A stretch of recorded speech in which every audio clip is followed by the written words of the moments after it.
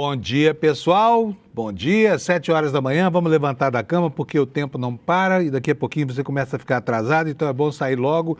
E enquanto isso, vai ouvindo aqui as noticinhas comigo aqui, porque eu vou atualizando para vocês o quadro do que acontece hoje no Brasil e principalmente lá fora do Brasil, que é para onde se voltam os nossos olhos nessa quinta-feira, dia 7 de maio de 2025, o dia em que Lula vai enfrentar a onça de cara limpa.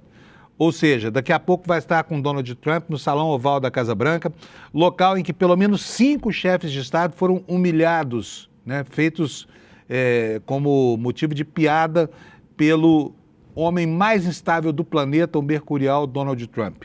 Mas a viagem, que nasceu de uma longa negociação, atropelada na semana passada por um único telefonema, quando foi decidida, ela está cheia de surpresas, mas a armadilha que preocupa tanto a diplomacia brasileira provavelmente vai ficar fora do Salão Oval dessa vez. Até porque a conversa entre Trump e Lula foi uma conversa muito amistosa. Existe ali, apesar de todas as divergências no campo ideológico, uma simpatia pessoal e um respeito entre ambos, que a gente espera que não redunde em nenhuma cena de baixaria como as que esse maluco desse presidente dos Estados Unidos tem protagonizado ali.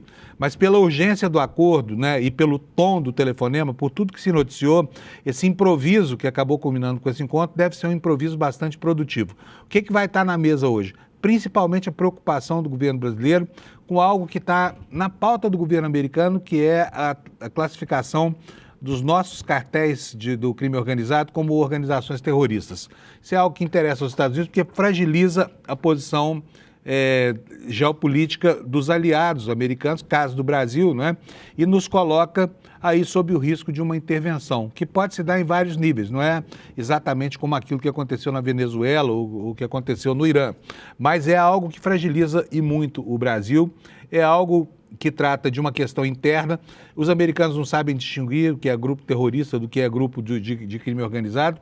Eles desprezam o fator da luta pelo poder, que aqui no Brasil, por exemplo, é ausente, no ambiente em que transcorre essa discussão.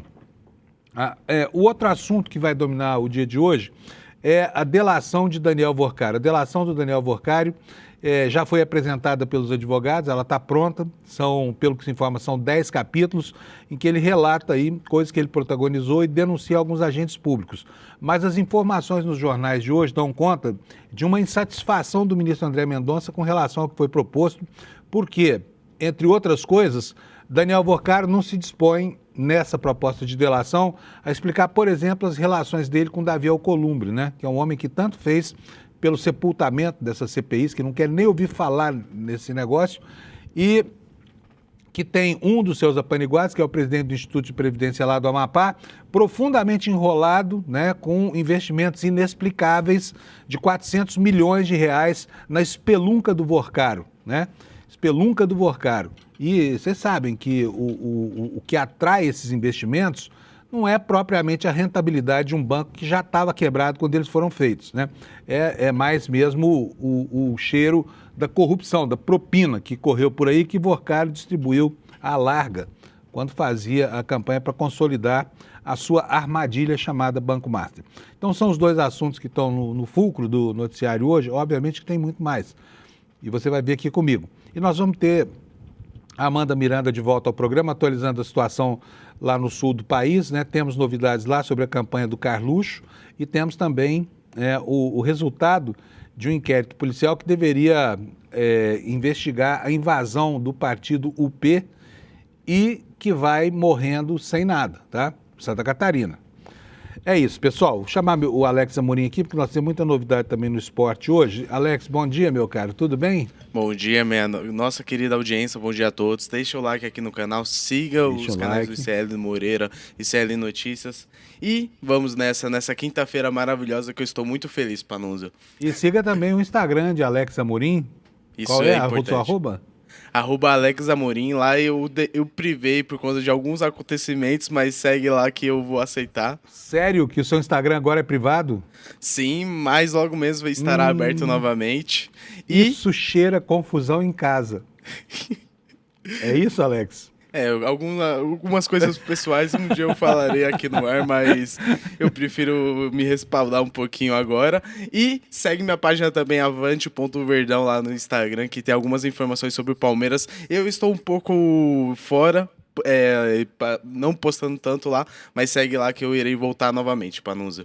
Então, qual é a arroba desse perfil onde as pessoas podem, os fãs sequiosos de Alex Amorim podem encontrar a sua produção intelectual em arroba? Avante.verdal, com 2 Os ali no final, sem um acento no A. Aí, ó, avante.verdal. Muito obrigado, Anderson. O Anderson tá rápido aí, é porque o Corinthians ontem garantiu a vaga, tá praticamente classificado na final da Libertadores, não é isso? Então, ou da Sul-Americana? Libertadores, eu só vou esperar o Anderson colocar aqui na telinha a arte da Libertadores. Prontinho. Então, ontem o Corinthians jogou contra o Independente Santa Fé lá na Colômbia, foi 1-1. Lembrando que começou perdendo o Corinthians, e eu estava assistindo esse jogo, eu estava muito alegre, e eu até comemorei o gol ali do Independente Santa Fé. Porém, hoje, quando eu acordei, eu vi que o Corinthians empatou ali no finalzinho com o gol do Gustavo Henrique, e eu tô feliz pelo Anderson e pelos corintianos aqui no chat, porque o Corinthians praticamente é o primeiro brasileiro classificado ali para a próxima fase da Libertadores. A gente está na fase de grupos e após vem as oitavas de finais, Panuza. Eu sei que você está feliz pelo Corinthians, tá feliz pelo Anderson, viu? Sim. Vocês têm noção do que é isso aqui, viu, gente? Tem dia que quase não tem programa aqui, porque a divisão aqui é terrível. Sim. Bom, mas parabéns aí pro pessoal do Anderson, então, porque o Corinthians está aqui no cai não cai no Brasileirão, não é isso? Lá embaixo na tabela. Isso, o Corinthians está ali embaixo, tá vindo com a campanha muito mal ali, mas tem um time bom que eu creio que após um tempo ali, alguns jogadores voltando de lesões, pode ser que o Corinthians brigue ali para uma vaga direta ali pela Libertadores ou até mesmo ficar ali no meio da tabela, Panuza. Beleza, vamos voltar para a sua arte, então, para a gente ver o que aconteceu ontem no mundo. Perfeito. O Independente Rivadavia empatou 1-1 com o Fluminense e o Cruzeiro empatou 0-0 com a Universidade Católica. Hoje teremos o Independente Medellín contra o Flamengo e seu ex-clube, eu não sei se é o ex ou atual, Mirassol jogará contra a LDU em casa para garantir. O Mirassol está muito bem na Libertadores. E ontem também, Panuzo, aconteceu 2 jogos ali da Sul-Americana. Teve o jogo entre o Botafogo e o Racing, onde o Botafogo ganha de 2-1 do Racing e o Vasco ganha de 2-1 do Audax italiano, o time ali do Chile. E nisso está bem classificado ali para a próxima fase da Sul-Americana. E hoje, para finalizar, teremos o O'Higgins do Chile contra o São Paulo para os tricolor garantir um passo importante para a próxima fase, Panuzo. E o Lândia?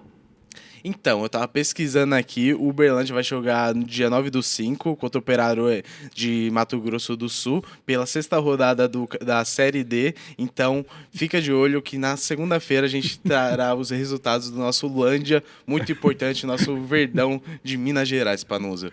Muito bom, tá ótimo. Obrigado, viu? Se for muito desfavorável o resultado, melhor não falar nada na segunda-feira não, tá bom? Panuzo, como a gente está sendo imparcial, é importante trazer o resultado sendo favorecido para nós ou não. Vamos nessa. Porque não é no teu, né? Sim. Gente, aí, vocês viram, essas são as notícias do nosso futebol aqui. O Lândia, como você sabe, é o Uberlândia, mas o Uberlândia vendeu o patrocínio para Uber, né? Que agora usa o próprio nome, Uberlândia. Até lá em Uberlândia agora já se ensina nas escolas que Uberlândia significa terra do Uber. Mas, enfim, a Uber comprou os direitos sobre o nome do clube e agora a gente só chama ele de Lândia aqui, tá? Para não cair na esparrela do merchan forçado que faz a gente fazer aí quando muda o nome de, sabe, Morumbis, por exemplo. Ridículo, né? Fala sério. Pois é, vamos para a meteorologia, então? Chega de falar bobagem por hoje, vamos aqui para os avisos meteorológicos. Olha, o mapa do INMET mostra aí que nós vamos ter um dia tranquilo no país, com chuvas lá no norte. A partir do nortão do Mato Grosso para cima chove em tudo quanto é lugar. E aqui embaixo também chove pra caramba também lá no sul hoje. Pode chover até 60 milímetros em uma única hora ou 100 milímetros no dia e também tem risco de chuva de granizo. Então nós vamos ter chuvas, olha, hoje em toda essa região aqui, né? Rio Grande do Sul inteiro e mais um pedacinho de Santa Catarina e até do Paraná, tá? No sul do Paraná. Teremos chuvas também aqui na região de Salvador até o sul da Bahia. E no restante do país será um dia seco. vou agora mostrar para vocês como é que vai ser a previsão do tempo para cada uma das capitais, para que você saiba o que vai acontecer com o seu dia, tá? Bom, aqui no Rio Grande do Sul, já falei, nuvens, pancadas de chuva isoladas, nós teremos mais ao sul do estado uma pluviosidade maior, na medida em que se aproxima de Santa Catarina, diminui, até que no Paraná já chove pouco ou nem chove, tá? A temperatura em Porto Alegre vai a 31 graus, tá quente pra caramba esse outono lá. Em Florianópolis vai a 26, e em Curitiba, onde não deve chover, deve só ser um dia nublado, 27 graus Celsius de temperatura. Em São Paulo, a temperatura vai a 28 nas horas mais quentes, no Rio de Janeiro a 32. Em Vitória, onde existe possibilidade limitada de chuva, a temperatura vai a 30 graus, em Belo Horizonte a 29. Portanto, vai ser um dia quente no Brasil, apesar das chuvas que estão caindo por aí, né, em alguns lugares. No Centro-Oeste, Campo Grande vai ter 31 graus Celsius, nuvens no céu. Goiânia terá um dia de céu limpo, lindo. Brasília, a mesma coisa, temperatura em Goiânia 31, em Brasília 27 graus Celsius. Em Cuiabá, a temperatura chega a 33, sem chuva. Em Porto Velho, 31 graus Celsius, chove.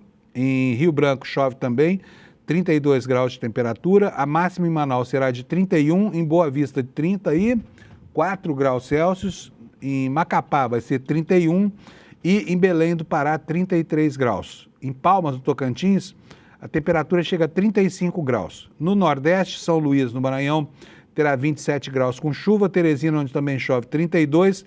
Daqui para frente chove em todas as cidades, tá? Em Fortaleza, 32 graus de máxima. Em Natal, 31. Em João Pessoa, 30 graus. Em Recife, 28. Em Maceió. Em Maceió, 29 graus com chuva. Aracaju, nuvens, possibilidade de chuva isolada, 29 graus. Em Salvador, muitas nuvens, pancadas de chuva isoladas, é o que prevê o INMET para o tempo hoje no Brasil. E vocês podem observar aqui que essa área, que é a área onde andou chovendo demais lá no Nordeste, né, aquele estrago todo da semana passada, ainda há previsão de chuva durante o dia de hoje para a infelicidade da população, tá bom? Esses são, então, os destaques da meteorologia para o dia de hoje. E agora eu vou para os destaques do site do ICL Notícias, para que você comece a ficar muito bem informado para chegar lá no seu trabalho falando de tudo isso que vai acontecer. Primeira notícia do nosso portal aqui é, obviamente, o assunto do dia, né? É a reunião daqui a pouco entre Lula e Trump. Ninguém sabe exatamente o que pode acontecer, tem um clima de suspense no ar aí, porque Trump é um cara que, além de ser mercurial e instável, ele é absolutamente imprevisível. Então, para que tudo pareça bem até ele começar o show sádico dele, não custa nada.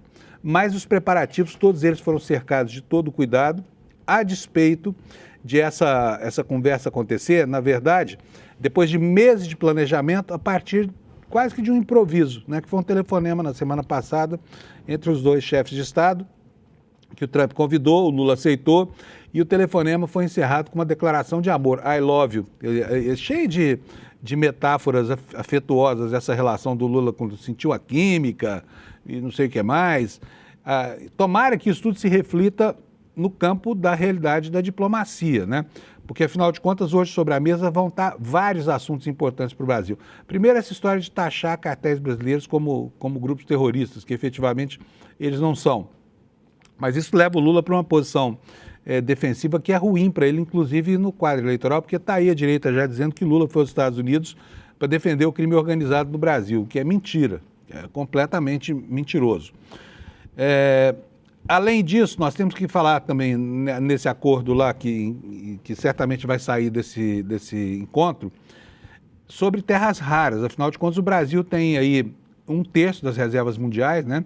O Brasil tem metade das reservas da China, é um país que é estratégico para a indústria americana de alta tecnologia, justamente por causa desses minerais raros, grafite, enfim, terras raras e outros minerais. Os Estados Unidos estão de olho nas nossas reservas, porque precisam delas para crescer, já que tem uma relação de declarada hostilidade com a China, né? Então, terras raras também vai estar lá sobre a mesa.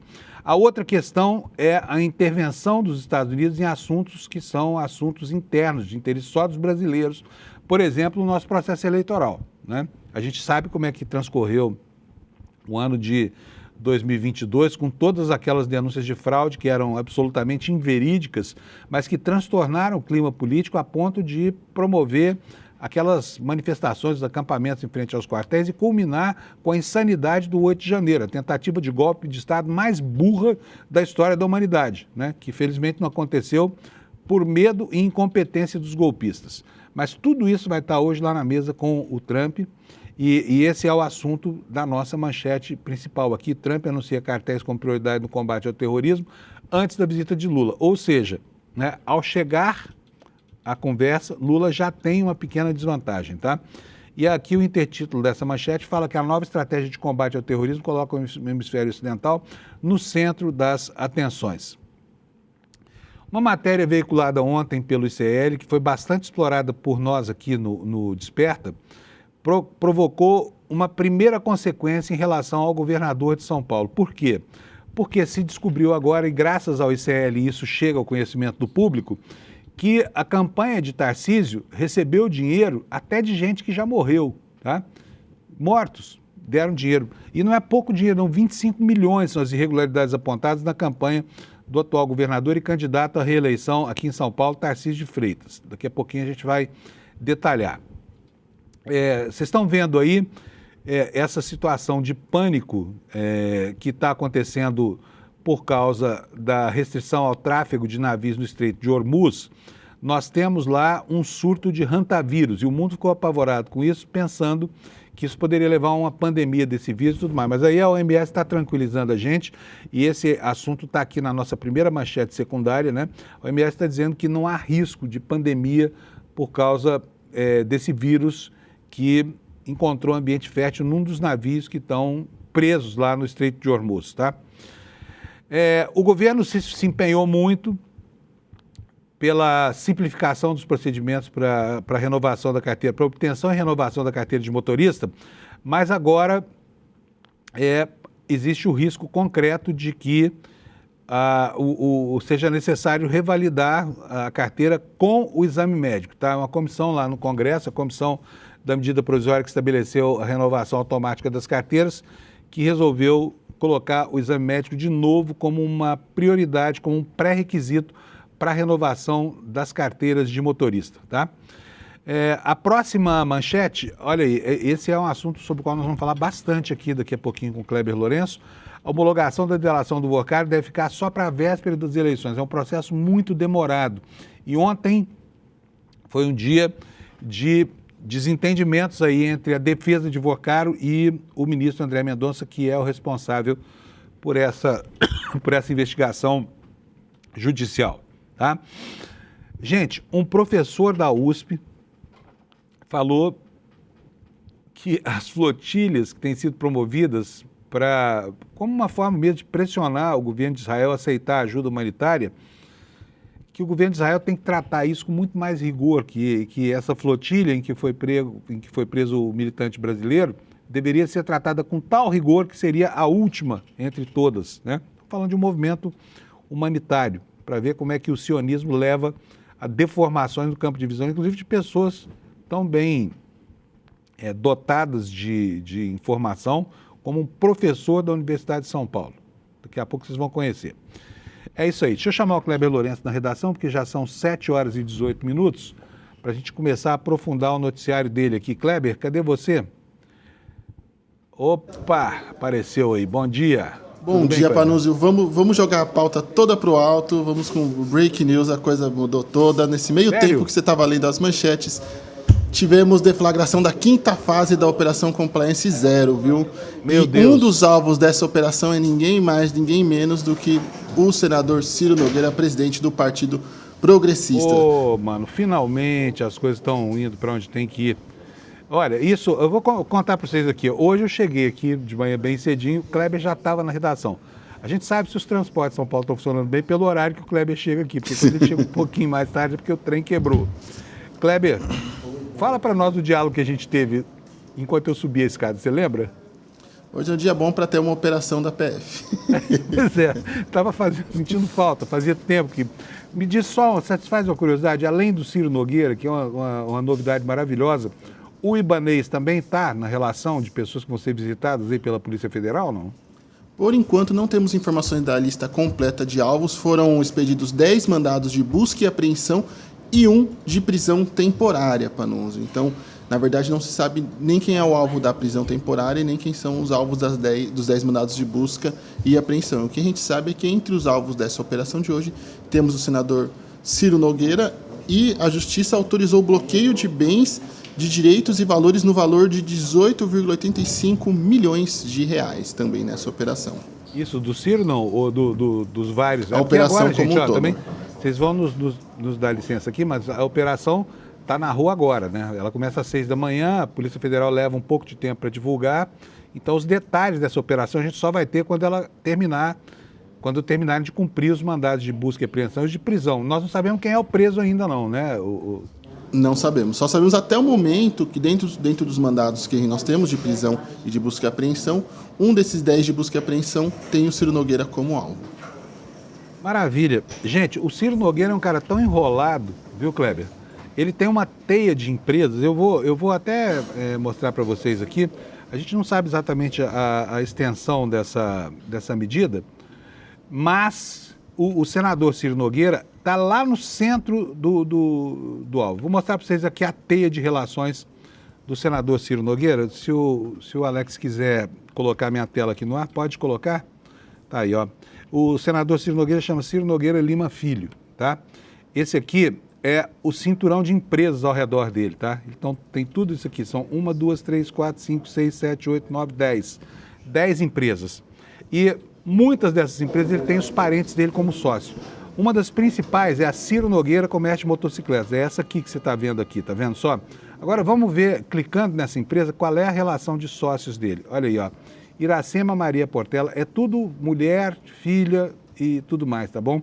Maria Eduarda Portela Nogueira. A gente falou da Maria Eduarda, que o Lula outro dia chamou de Duda aqui. Vejam só quantas empresas essa moça, que é uma influencer, tem. Olha, Ciro Nogueira Agropecuária e Imóveis, Maria Eduarda Nogueira Marketing Digital, Joci Comércio e Indústria, e vai para as outras aqui, olha.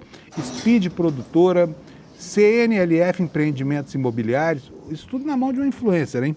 O Ciro transforma a família em sócios da atividade política que é tão lucrativa para ele. Vamos pegar de novo aqui a Maria Eduarda Marketing Digital e a Joci, não sei das quantas aqui, olha, elas se desdobram em associações com várias outras pessoas, tá? Essa é a grande teia do senador Ciro Nogueira, hoje objeto dessa operação anunciada aqui pelo Kleber. Kleber, tem mais alguma informação sobre essa é a Carbono Oculto agora? É a Compliance Zero. Compliance Zero. Os mandados de busca e apreensão e de prisão para onde são cumpridos nos seguintes estados: Piauí, São Paulo, Minas Gerais e Distrito Federal. Ah, então estão prendendo gente lá no Piauí. Isso é... Ou no Distrito Federal, ou por enquanto. Federal. Alô, Ibanez, já levantou, filho? Tá na cama ainda? É melhor levantar. Sei não, hein? Escova os dentes, faz a barba, porque pode ser... Tem que se apresentar às autoridades lá para tocar o pianinho lá na PF. Beleza, o Kleber daqui a pouco atualiza pra gente. Vamos para a pauta de hoje, Kleber? Agora podemos seguir. Depois deste break news leve e tranquilo. Só um lembrete também para a gente... Muito importante para a nossa comunidade maravilhosa não esquecer de deixar aquele like na nossa conversa, nosso programa, por gentileza. Isso é muito importante para a gente. Muito bom. Bom, já que você colocou para nós, trouxe a informação dessa operação de hoje, do toque de hoje, vamos começar por ela. Vamos falar sobre a delação do Vorcaro.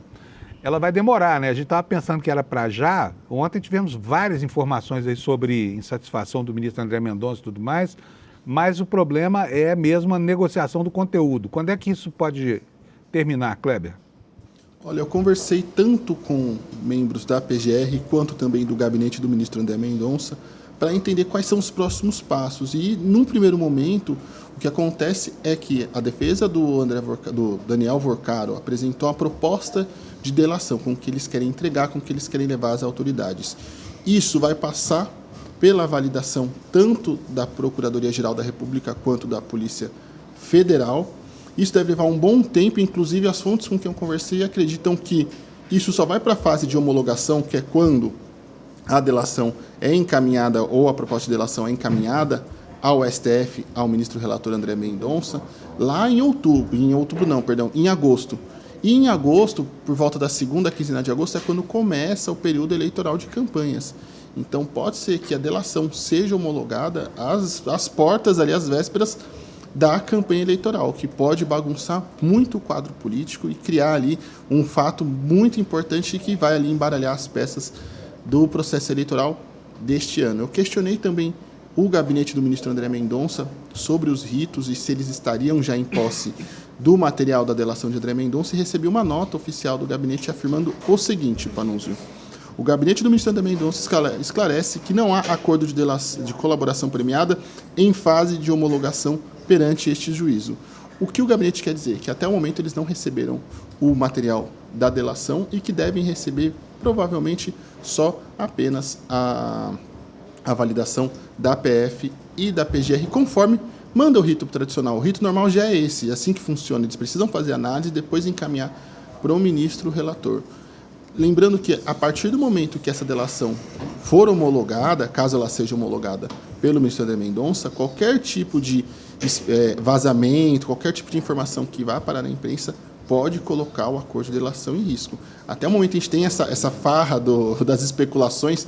Eu vi esses dias até matéria falando sobre o que tem e o que não tem na delação de Daniel Vorcar, assim como várias especulações, sendo que a PGR sequer ontem iniciou também os seus trabalhos de análise desse material. Eles receberam os anexos ontem, então está previsto para o início da análise desse conteúdo todo que foi enviado pela defesa de Daniel Vorcaro começar nos próximos dias, mas até ontem não havia sido iniciado essa análise das informações e já tinha gente na imprensa falando o que tinha ou deixava de ter na delação. Pelo visto, a coisa é um pouco mais complexa, pelo que eu conversei com essas fontes, pelo que a gente tem de informação oficial do gabinete do ministro André Mendonça, que eu trouxe aqui para a nossa audiência. Então, a gente vai ter que aguardar um pouquinho mais esses próximos passos. E, mais uma vez, é algo bombástico às portas das eleições deste ano, Panunzio. Exatamente. Se ficar pronto em cima, e se isso for dado publicidade, tem um potencial de mexer, sim, com votos, né? E eu vou mostrar para vocês... Há uma expectativa no STF, Panunzio, de que o gabinete do ministro André Mendonça e o próprio ministro acabem fazendo a homologação desse acordo, talvez só após as eleições. Mas isso, inclusive, está dentro do campo das possibilidades, uma vez que sequer essa delação chegou até o momento na fase de homologação. Então, são cenários que são especulados, nada concreto. Inclusive, mais uma vez, ainda vamos ter início da análise desse conteúdo pela PGR e pela Polícia Federal, que também vai nos dizer bastante coisa. Bom, eu vou mostrar para vocês aqui uma matéria que está na coluna da Mônica Bergamo, da Folha de São Paulo. Ela está dizendo para a gente que o André Mendonça, a defesa do André Mendonça teve ontem um arranca-rabo lá com o ministro André Mendonça, né? E segundo a Mônica Bergamo, que é uma jornalista que tem critérios, né? O ministro André Mendonça acredita que as informações que o Vorcaro já teria se disposto a prestar estão longe daquilo que a PF já sabe, tá? Eu vou ler aqui um trechinho para vocês. O ministro André Mendonça teve discussões ríspidas em termos duros com a defesa do ex-banqueiro Daniel Vorcaro. O magistrado está descontente com as informações já apresentadas à PF e à PGR pelos advogados de Vorcaro. Os anexos foram apresentados nesta quarta-feira às autoridades. Essa informação foi confirmada pelo gabinete, Kleber? Olha, os anexos foram apresentados? Não, né? Então, é isso que tem na nota, que até o momento não há acordo de delação no gabinete para homologação no gabinete do ministro. Então, é isso que a gente tem de informação até o momento. Não chegou essas informações ao gabinete do ministro, conforme diz a nota. Pois essas informações só chegam quando chega a fase de homologação. O Kleber falou com o gabinete do ministro ontem, tá, gente? E a Mônica Bergamo está informando o seguinte: a coluna apurou que Mendonça, relator do processo, acredita que as informações estão distantes do que já foi apurado pela PF em investigações contra o Banco Master.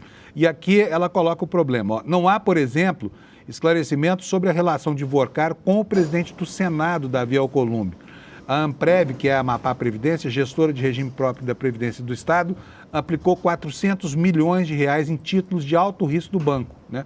Por que será, hein? Por que será? Por que será que o Vorcaro conseguia, né, esse feromônio que atraía tanta gente importante e tanto dinheiro para a sua espelunca, né? Caso Mendonça não aceite a delação, a defesa pode recorrer à segunda turma do Supremo para, entre outras coisas, pedir a liberação dele. O procurado ministro André Mendonça não retornou os contatos feitos pela coluna. Aí o nosso Kleber deu mais sorte, né? A defesa de Daniel Vorcaro também não retornou as ligações. Como mostrou a Folha, em cada um dos anexos da delação, deverá tratar de um episódio diferente de irregularidades cometidas pelo ex-banqueiro e por outras pessoas, com detalhes da situação, nomes dos envolvidos e a apresentação por meio de provas, tá? Ele apresentaria também, segundo a Mônica Bergamo, crimes que teria cometido, condutas ilícitas que envolvem terceiros e elencaria provas que poderá apresentar caso o acordo de colaboração seja aceito pelas autoridades. Então é isso. Segundo a Mônica Bergamo, assim foram montados os anexos que, para nós aqui do ICL, o gabinete deste senhor aqui, do ministro André Mendonça, negou que existissem. Né? Nos próximos dias a gente vai saber exatamente qual é a situação, porque tem um protocolo aí, né, Kleber? Exatamente. Enfim, vamos para o Faz segundo... parte do circo de especulações do caso Master ali, que é realmente extremamente problemático, né? Muito bom. Bom, vamos falar sobre o outro assunto do dia, que é a questão do Lula lá nos Estados Unidos, Kleber.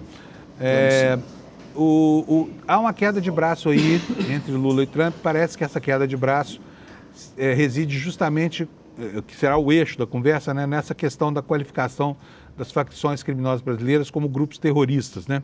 E a gente sabe que tem uma confusão que é feita de propósito pelo governo Trump, porque os grupos terroristas classicamente lutam pelo poder, lutam contra o poder instituído e pelo estabelecimento de uma nova relação de poder, né? Só que no caso do Brasil isso não existe. Os traficantes brasileiros estão interessados em ganhar dinheiro, para eles é um negócio, né? Agora, o Partido Democrata lá nos Estados Unidos está ao lado da argumentação brasileira, é o que diz aqui a nossa manchete. Olha, democratas pedem que os Estados Unidos não classifiquem as facções como terroristas em carta. Explica para nós, Kleber. Olha, encabeçado pelo deputado democrata, o James McGovern, junto com outros deputados da bancada democrata no Congresso dos Estados Unidos, redigiu uma carta ao secretário de Estado, Marco Rubio, pedindo para que eles não façam essa classificação de facções terroristas, facções criminosas como organizações terroristas, porque isso é um caminho para que eles possam influir e interferir no processo eleitoral brasileiro. Inclusive, a Carta dos Deputados é um tanto quanto firme e menciona até mesmo o golpe de Estado militar de 1964, mostrando que o histórico de intervenções americanas no Brasil são extremamente ruins e péssimos, e essa carta foi enviada ao secretário de Estado ontem, às vésperas do encontro de Lula e Trump, hoje na Casa Branca. Panunzio. Mais alguma coisa? Muito bom.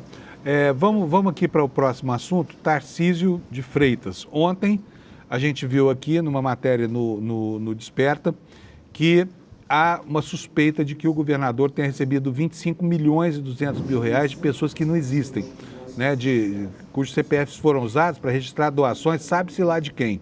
E isso gerou consequências que o Kleber vai apresentar para a gente. Um deputado daqui de São Paulo, um deputado estadual de São Paulo, pediu a abertura de uma CPI para investigar o governador. Quem é esse deputado e quais são as alegações dele, Kleber? Isso, o deputado estadual Maurici, do PT de São Paulo, protocolou na Alesp um pedido de CPI para investigar essas doações de campanha do governador Tarcísio de Freitas durante a campanha de 2022, Panunzio. Aproveitando também, só para a gente já encerrar a participação hoje também, tem outras matérias interessantes para a gente ler lá no nosso site também. Eu conversei ontem com o ministro-chefe da AGU, o Jorge Messias, sobre o futuro dele no governo, os próximos passos. O áudio está com problema aí. Melhorou agora? Acabou a nossa velha e boa pilha aí do microfone. Kleber, fala. Então, tem uma conversa minha com o Jorge Messias, ministro-chefe da AGU, sobre o seu futuro no governo Lula e os próximos passos, e também tem uma matéria muito importante sobre as decisões do STF envolvendo penduricalhos e salários fura-teto, também decisões dos ministros Alexandre de Moraes, de Cristiano Zanin, Gilmar Mendes, também sobre esse mesmo assunto, assim como Flávio Dino. E eu recomendo que nossa audiência vá lá no iclnoticias.com.br. Agora, deixa eu falar, não dá, o áudio está muito ruim.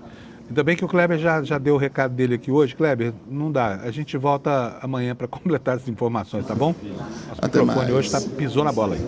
Abração para Tchau. você, Kleber. Obrigado, valeu, viu? Vocês viram, gente, o site do ICL tem muito mais, tá? O Kleber é uma máquina de apurar, como eu falo aqui todo dia, e a apuração dele é sempre muito certeira. Então, vale a pena, você vai lá no nosso site, puxa pelas matérias, você vai sair de lá super bem informado. E já nós vamos ter aqui conosco também a Amanda Miranda. Enquanto a Amanda não chega, eu vou pedir para o Alex confirmar a hora que ela estiver ok aí, eu vou lendo aqui o noticiário do dia para vocês. Gente, olha só que coisa absurda, olha. Um professor da USP, está aqui na manchete do ICL, disse que Israel deveria cuidar para que a missão da flotilha humanitária, aquelas flotilhas que são promovidas pela Greta Thunberg, né, e das quais participa o Tiago, né, que é o militante brasileiro em prol dos direitos humanos, que sugeriu que devem ser exterminados pelo exército de Israel. É brincadeira? Olha só, ele é diretor acadêmico da organização sionista Stand With Us Brasil. Se chama Samuel Feldberg. Diz que Israel está sendo benevolente. Puxa vida, viu? Deixa eu ler isso aqui para vocês. Professor da Universidade de São Paulo, Samuel Feldberg, também diretor acadêmico da organização Stand With Us Brasil, foi alvo de críticas após declarações sobre ações de Israel em relação a ativistas internacionais. A declaração foi feita ao podcast Levante, no qual Feldberg é co-apresentador junto com Caio Blinder e o Felipe Moura Brasil. Ele disse em tom duro que, sob a responsabilidade dele, garantiria que uma nova tentativa desse tipo seria a última. Nas redes sociais houve muitas críticas ao professor acusado de defender a morte de ativistas. Durante a participação no podcast, ele afirmou considerar extremamente benevolente a postura israelense diante de iniciativas como a chamada Flotilha, missão civil que busca levar ajuda humanitária à faixa de Gaza. Olha só o que esse cara falou.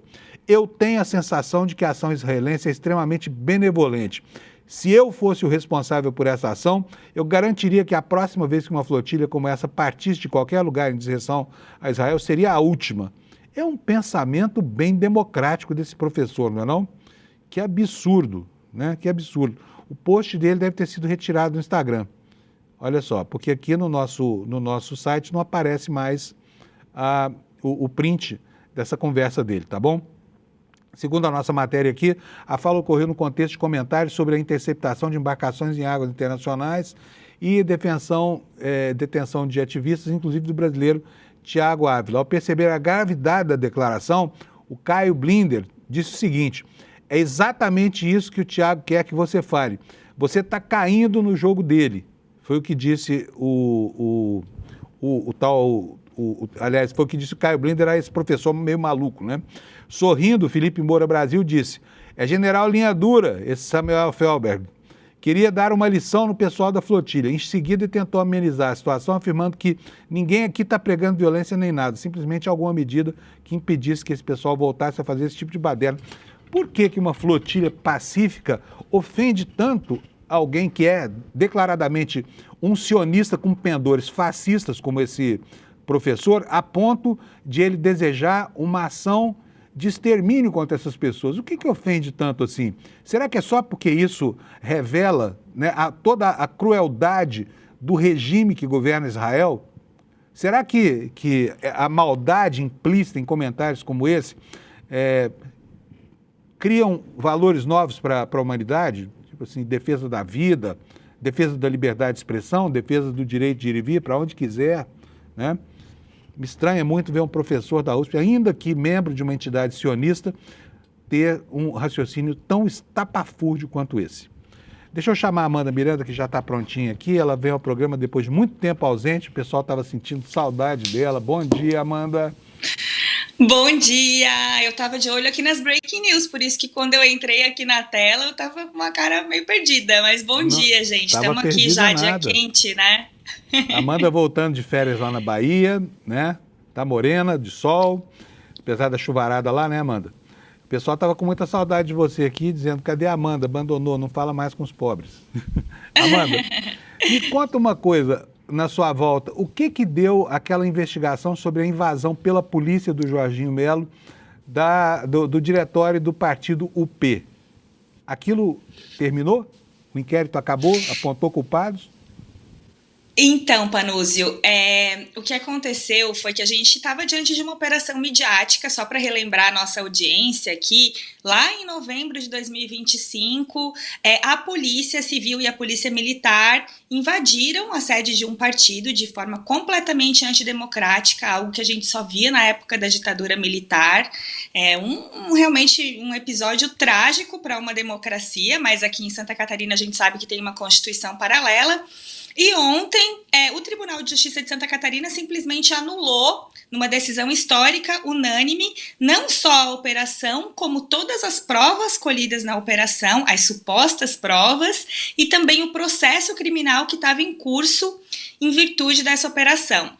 A gente está vendo aí, Panúzio, hoje, né, uma operação grande da Polícia Federal, a Compliance, e a gente não vê essa mediatização, essa operação midiática para mostrar, para expor rivais políticos ou supostos rivais políticos do governo, como aconteceu nesse episódio aqui de Santa Catarina. Fazendo um paralelo, né? A própria decisão do juiz Alexandre Moraes da Rosa, que não é o Xandão, é apenas um homônimo, fala desse tipo de espetacularização das operações policiais, de como elas são usadas politicamente para constrangerem rivais políticos e também para mostrarem, para sinalizarem para a população que qualquer tipo de divergência é perigosa, né? Então a gente tem uma decisão falando sobre pescaria ilegais de provas, como se essa operação tivesse existido para tentar realmente incriminar alguém, para tentar buscar algo, e também fala de relatórios de inteligência produzidos ilegalmente pela Polícia Militar, que não tem a função de produzir relatórios de inteligência. Então, o desdobramento dessa operação chegou aí para a BIM, né, para o órgão de investigação do governo federal, porque a decisão ela é muito sustentada nisso, em vigilância ilegal, em coleta ilegal de provas para constranger inimigos e rivais políticos. É uma decisão histórica, porque a gente sabe que o que a gente está vivendo aqui em Santa Catarina é algo muito emblemático para o Brasil. É um laboratório do bolsonarismo, com uma constituição paralela e com uma série de ilegalidades que, se não forem freadas pela justiça, a exemplo do que aconteceu agora com essa decisão, podem nos levar para um estado de coisas muito típico de um momento de ditadura, e a gente não quer que isso repercuta no Brasil de jeito nenhum. Muito bom. Amanda, cadê o Carluxo, hein? Não se ouve falar mais dele? Desde que ele virou barriga verde, nunca mais se ouviu falar do Carluxo. Me conta o que aconteceu. Estou preocupado com ele, porque afinal de contas ele já temos aí o Bolsonaro fora do jogo, o Flávio que vai perder a eleição para o Lula, né? O Eduardo que está banido da política porque se autoexilou lá fora, e o Carluxo. O que aconteceu com o Carluxo? Então, o Carluxo está aqui, olha, remando. Acho que ele nunca teve que trabalhar tanto na vida, Panúzio, porque ele está sofrendo para entrar aqui em Santa Catarina como um candidato identificado realmente com a direita. O PL local ele tem feito vários movimentos de rejeição ao Carluxo, e agora no dia 9 vai ter um grande evento aqui num local bem badalado de Florianópolis, com o Carlos Bolsonaro, a Carol Detone, o Jorginho Melo e o Flávio Bolsonaro. Está vindo inclusive para assistir o filme do pai dele, aquele filme que pra gente vai ser cômico, né, aqui numa sala de cinema de Florianópolis. Um filme de ficção científica, só tem ET, e ET da pior espécie. E ele vai estar aqui, né, junto com o irmão, Flávio Bolsonaro, e o PL local tem tentado aplacar, né, o acirramento de uma tensão entre a ala que não queria que Carlos Bolsonaro fosse candidato por não ter identificação regional e a ala que quer, né, que o Carlos Bolsonaro alavanque votos do bolsonarismo para o Jorginho Melo e também para essa chapa pura ao Senado. Vai ser um evento que vai mobilizar muito a cidade neste dia 9 de maio. Então a gente está atento aqui para os desdobramentos também, mas a tensão política da chegada dele no estado é permanente e não tem volta. Existe um racha ali que já está dado e consolidado. Ou seja, a coisa não está tão bem parada quanto ele esperaria que tivesse. Os Bolsonaro, acho que é assim, você muda a pessoa de estado, tenta criar uma identidade regional para ela e tudo mais, como se fosse supernatural, você intervir, né, oportunisticamente. Antigamente isso pegava tão mal, sabe? Eu me lembro quando o Sarney, que morava em São Luís do Maranhão, foi candidato a senador pelo Amapá, né, isso causava um rebuliço. Mas hoje em dia, esses movimentos da família Bolsonaro não causam estranhamento nenhum, né? Não, eles querem ter um candidato forte por estado, 2 candidatos fortes por estado para tomarem o Senado. Eles apostaram todas as fichas no Carluxo, mas a verdade é que, por enquanto, o plano deles não está se saindo como eles previam, não. Vamos torcer para que a briga vença e a gente salve aí a democracia e o estado de Santa Catarina dessa representação. E olha, estava uma briga feia aí entre Júlia Zanata, Carol Detone e tudo mais. Eles já estão compostos, não? Ou essa sessão de cinema, de ficção científica aí pode acabar com cenas de pugilato? É tudo fogo de palha, né? Eles brigaram ali mediaticamente e agora tá todo mundo tentando aplacar os nervos justamente por conta da chegada do Flávio Bolsonaro aqui no dia 9, nesse grande evento. Então tá todo mundo tirando foto junto, posando, sorrindo, e é um jogo de cena. A gente sabe que, na verdade, por dentro do partido existem muitas rachaduras. O que eles mostram pro público é uma tentativa de união, né? De mostrar a unidade dentro do PL, mas na prática a ranhura já está dada e vai ser muito difícil para o Carlos conduzir essa campanha com essa cena aqui de tantos rachas e tantas tensões políticas entre eles, um com um ego maior do que o outro, e essa divisão aí que vai ter uma influência bem grande no processo eleitoral. Deixa eu só te fazer uma última pergunta. E o Espiridião Amin, tá vendo isso tudo como? O Espiridião Amin, ele levantou a bandeira de Santa Catarina, porque ele sabe que a única forma dele conseguir também captar votos do eleitor bolsonarista agora é reforçando a sua identidade catarinense. E ele é nascido e criado aqui.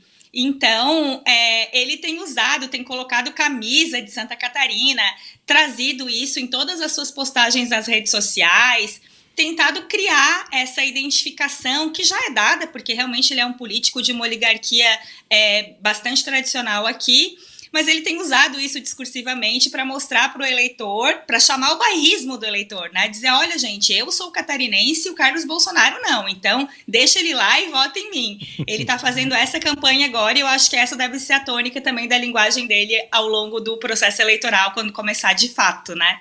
Gente, vai ser tão divertido o processo eleitoral lá em Santa Catarina, principalmente se o Carluxo quebrar a cara, né? E eu não posso esconder aqui que eu torço muito por isso, viu, Amanda?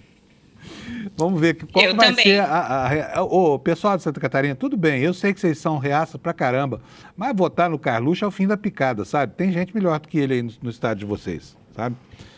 Até nessa extrema-direita horrorosa, né? Por favor. É isso aí, Amanda. Olha, então um beijão para você, apareça sempre aqui, tá? Não nos deixe sem você aqui muito tempo mais, porque foi muito terrível passar essas férias suas longuíssimas sem a sua presença aqui no programa, tá bom?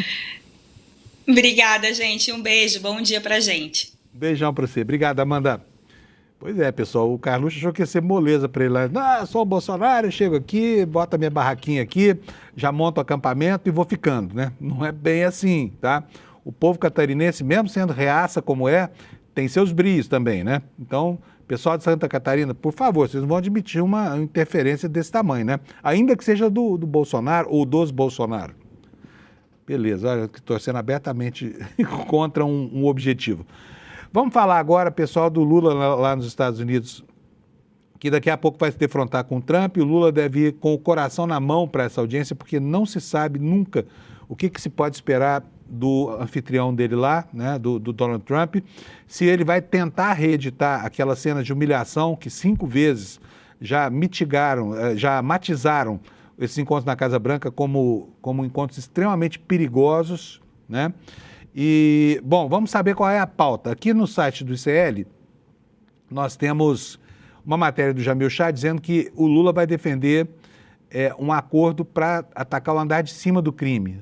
Tudo para que não sejam qualificadas como organizações terroristas essas entidades que abrigam os criminosos do Brasil, né?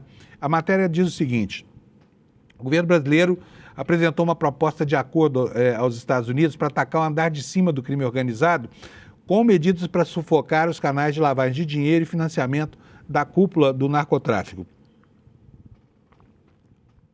Essa proposta está na agenda da reunião entre os presidentes Lula e Trump nessa quinta-feira lá em Washington, mas o Brasil não acredita que o entendimento esteja maduro o suficiente para que um acordo seja anunciado já nessa semana. Faltam detalhes nessa história. Além de não estar concluído, o acordo de cooperação e inteligência também precisa passar pelo Departamento de Estado dos Estados Unidos. E para a reunião dessa quinta-feira, o chefe da diplomacia dos Estados Unidos, o Marco Rubio, não vai estar presente, tá? Não estará lá, o que tem um significado político, apesar da agenda em outros locais do secretário Marco Rubio. Ele já tinha uma viagem programada para visitar o Papa Leão XIV, né? Outro que está às turras com o Donald Trump. nesse mesmo dia da visita de Lula à Casa Branca, que foi uma visita praticamente improvisada. O presidente Lula embarcou nessa quarta-feira, ele chegou lá ontem à noite, a viagem aconteceu depois que a Casa Branca entrou em contato com o governo brasileiro e propôs que essa reunião acontecesse nesta quinta-feira. Por esse motivo, o Palácio do Planalto acredita que são reduzidas as chances de que Trump tenha provocado essa visita com o intuito de humilhar Lula, como fez lá com o presidente da África do Sul, como fez com presidentes de outros países, né? E especialmente com o Zelensky, que saiu de lá desse tamanhozinho, pequenininho, né? O texto sobre crime organizado foi enviado pelo Brasil em abril, depois de diversas reuniões entre as agências de ambos os países. O combate ao tráfico de armas também faz parte da iniciativa. O centro do acordo é uma maior operação com o setor de inteligência. Mas não há qualquer referência à classificação do PCC e Comando Vermelho como grupos terroristas, como queriam os Estados Unidos. Uma das mensagens reveladas pelo ICL que o Brasil levará é a de que não existem terroristas no país, mas que está disposto a fazer uma ampla ação contra o crime organizado e ao lado dos Estados Unidos. O Brasil havia, de fato, recebido uma proposta de Trump que citava a possibilidade de que o governo Lula aceitasse receber em suas prisões estrangeiros presos nos Estados Unidos. O Palácio do Planalto rejeitou qualquer acordo nesse sentido. Agora, não é só isso, tá, gente, que vai ser tratado nessa reunião. E também não é só esse o sentido político. Vamos falar primeiro do sentido político, depois a gente fala sobre minérios como terras raras, por exemplo, que são hoje uma grande necessidade estratégica do governo americano. Temos na Folha de São Paulo essa matéria que você vai ver aí. Planalto aposta em reunião com Trump para tentar isolar Flávio e reforçar o papel de Lula. Esse é um sentido secundário, é um ganho secundário que essa viagem pode trazer se for bem sucedida. É o Lula reforçar a sua autoridade aqui depois do desgaste que sofreu com as derrotas da semana passada, né? Tanto a indicação do Jorge Messias quanto também o projeto da dosimetria, aquela anistia disfarçada pela direita brasileira, que vai acabar beneficiando a família Bolsonaro e também quem participou do movimento do 8 de janeiro. A matéria da Folha de São Paulo nos diz o seguinte: o Planalto alimenta a expectativa de que a reunião com Donald Trump sirva para frear a interlocução de aliados do pré-candidato à presidência Flávio Bolsonaro com a Casa Branca. O petista tem uma agenda prevista com o presidente dos Estados Unidos nesta quinta-feira. O cálculo do Planalto é que a reunião entre Lula e Trump ocorre em um momento sensível em que Flávio cresce nas pesquisas. O senador tem nos Estados Unidos dois interlocutores que tentam influenciar os rumos da política externa brasileira, que são o irmão dele, o Eduardo Bolsonaro, e o Paulo Figueiredo, um empresário que fugiu do Brasil para não pagar as dívidas que tem e está lá nos Estados Unidos conspirando contra a institucionalidade brasileira. E segundo a Folha de São Paulo, a expectativa é que o encontro consolide Lula como interlocutor preferencial dos Estados Unidos. A reunião foi marcada após um telefonema de Trump ao presidente brasileiro no final da semana, no qual o americano sugeriu o encontro pessoal essa semana, telefonema que teria terminado com um I love you, Lula. O Pix, como você está vendo aí nessa matéria do G1, está também nos jornais impressos do Grupo Globo, dá conta de que o Pix está como protagonista dessa pauta aí de Trump, porque as empresas americanas que exploram meios de pagamento não se conformam com essa invenção brasileira de um meio de pagamento tão simples, por exemplo, quanto uma mensagem num aplicativo como o WhatsApp, né? Eles querem porque querem intermediar isso que hoje no Brasil é de graça, cobrando comissões pela transação. E eu vou dizer uma coisa para vocês, sabe quanto custa isso nos Estados Unidos? As empresas que operam meios de pagamento lá cobram até 2% de comissão sobre o Pix. Com o Pix de pequeno valor, a cobrança de uma tarifa fixa no começo, por exemplo, $1,99, $2, que é um valor comum no comércio americano. Isso para uma transação pequena, por exemplo, de $10, representa 20% do valor transacionado, só para movimentar esse dinheiro. Então, isso afeta muito mais quem tem transações de pequeno valor, ou seja, pessoas mais pobres, do que pessoas mais ricas. É uma das razões para que essa praga, né, da empresa que vai intermediar algo de que o Brasil não precisa, fique bem distante do nosso Pix aqui, porque esse é de graça e nós já temos aqui estruturado, implementado e aprovado pela nossa população. O G1 também lembra para a gente aqui de 5 reuniões em que a humilhação deu o tom e foi a pauta, né? Encontros começaram como os de Lula hoje, cheios de expectativa, tá bom? Então tá aqui, olha, o genocídio branco na África do Sul. O Trump usou um vídeo, se eu não me engano, da Gâmbia, sei lá de onde, para provar que na África do Sul fazendeiros brancos são alvo de racismo negro, né, de racismo da população preta que é majoritária lá. E assim, foi uma reunião extremamente constrangedora, né? Cheia de frases como essa: os fazendeiros não são negros, as pessoas estão fugindo da África do Sul para sua própria segurança, suas terras estão sendo confiscadas, em muitos casos elas estão sendo mortas, disse o Trump. Mentiras, né? A um presidente que não tinha como se defender. Por quê? Porque eram alegações tão disparatadas que não havia nem como dar resposta a isso, né? Essa aí, olha, é a primeira ministra do Japão, né? Ela chama Taikashi. Essa foi uma reunião, essa senhora saiu da Casa Branca dizendo que nunca mais iria se encontrar com o presidente Trump. E o pior de todos foi o que aconteceu com o Zelensky, né? Que chegou lá como presidente de um país e foi escorraçado como se fosse um moleque qualquer. São só 3 dos exemplos, são vários que aconteceram lá, e a gente espera que esse espectro fique bem longe do que vai acontecer hoje lá nos Estados Unidos, tá bom? Ainda sobre consequências políticas aqui dos últimos movimentos da semana passada, quem esperava que o Lula fosse usar a mão de ferro e a caneta de que dispõe para tentar botar ordem na casa, principalmente em relação ao comportamento agressivo do Davi Alcolumbre, perca as esperanças. Não faz parte do feitio do Lula, e está aqui na Folha de São Paulo que, olha, ele já mandou restabelecer a relação com o Alcolumbre, tá? E, quer dizer, o Alcolumbre continua com o governo carregado de gente que ele indicou para fazer negócio do tipo desse que a associação, os fundos de pensão lá do Amapá fizeram com relação ao Daniel Vorcaro, tá? É gente o tempo inteiro produzindo negócio para esse senador botar dinheiro no bolso. Mas o Lula não vai fazer nada. Olha só o que nos conta a Folha de São Paulo. O presidente Lula orientou os auxiliares a reatar o diálogo com o presidente do Senado, após as derrotas consecutivas do governo na semana passada e a derrubada do veto petista à lei que reduzia as penas dos golpistas do 8 de janeiro. O primeiro contato do governo com o Alcolumbre se deu por meio de uma reunião do chefe do Senado com o ministro da Defesa, José Múcio, nesta terça, e com o ministro das Relações Institucionais, José Guimarães, nesta quarta-feira. Os ministros foram recebidos por Alcolumbre na residência oficial do Senado. Interlocutores de Lula afirmam que a sua ordem em relação ao mal-estar com Alcolumbre foi a de seguir a vida. Contrariado com o fato de o petista ter escolhido Messias e não Rodrigo Pacheco, o presidente do Senado atuou para que o governo não alcançasse os 41 votos necessários para a indicação do seu preferido, que é o advogado Jorge Messias, o advogado-geral da União. E olha, assim, eu falei isso aqui com vocês na semana passada, quando estava a fogueira acontecendo.